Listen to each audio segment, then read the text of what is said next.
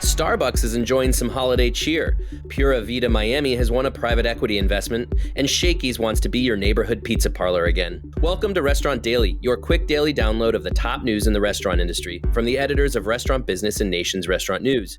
I'm NRN Editor-in-Chief Sam Okus. And I'm RB Executive Editor Lisa Jennings. Starbucks is having a good start to the holiday. The coffee shop giant's traffic surged 37.8% and largely stayed there for a few days at least after the introduction of its Barista Cold Cup last week. And then on Thursday, the company said that its annual Red Cup Day promotion is on track to exceed expectations, according to an internal memo seen by Restaurant Business. The strong results come after service improvements implemented in August helped lift sales in September and October. The results could promise a better holiday for a chain that's been mired in a sales slump for 2 years. Who said QR codes are dead? Sunday, that's the name of a QR code-based payments provider, raised $21 million to help accelerate its growth. Sunday launched in 2021 with a product that allowed customers to pay their bill by scanning a QR code. It has since added more features, including reviews and data collection. Over the past 12 months, Sunday's business has tripled in size, and it plans to use the latest investment to enter new markets, including LA, Austin, and Phoenix. Sardar Biglari is battling it out with Cracker Barrel again. The activist investor and CEO of Steak and Shake has filed a proxy statement ahead of Cracker Barrel's annual shareholders meeting, urging voters to say no to incumbent board director nominees. Biglari has waged 7 proxy contests against Cracker Barrel over the past 15 years. This time, he's joined by other proxy advisory firms, ISS, Glass Lewis, and Egan Jones, which have released similar statements. The shareholder meeting will take place about 3 months after Cracker Barrel's rebranding controversy, which forced the company to undo logo and store renovation changes. Pura Vida Miami, an all-day cafe and lifestyle brand focused on health and wellness, has received a strategic growth minority investment from private equity firm TSG Consumer. Terms of the deal were not disclosed. However, the company said the investment will be used to accelerate nationwide growth of the concept. Pura Vida Miami was founded in 2012 and currently has about 40 locations in Florida, New York, and California.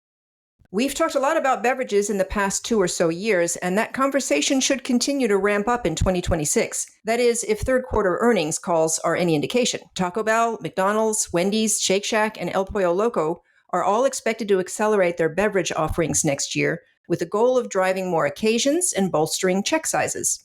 Such platforms will also help protect these legacy chains from a growing group of beverage-focused upstarts like Dutch Bros, Seven Brew, and Swig.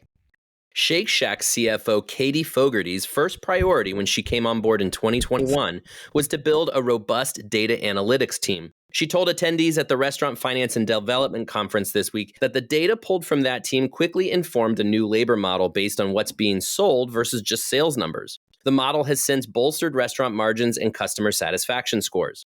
The self-professed data junkie said the company's now better able to understand the business at a cellular level. Shakey's is returning to its pizza parlor roots.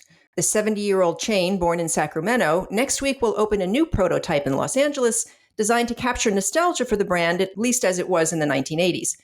Founded in 1954, Shakey's was the first franchised pizza chain in the U.S., and it had more than 500 units across the country in its heyday in the 1970s. In 2004, rights to North America were acquired by its largest franchisee, Jack Ma Companies, which is owned by the Tilley family. And though the chain has shrunk to 47 units, mostly in Southern California, John Tilley, who calls himself the creative visionary, hopes to get the brand on a growth path again with the 1980s decor that will likely appeal to Gen Xers who have fond memories of Shakey's pizza, fried chicken, and crispy Mojo potatoes. A federal ban on hemp THC products like low-dose beverages and gummies was signed into law. The provision is part of the spending bill, the passage of which ended the long-running government shutdown.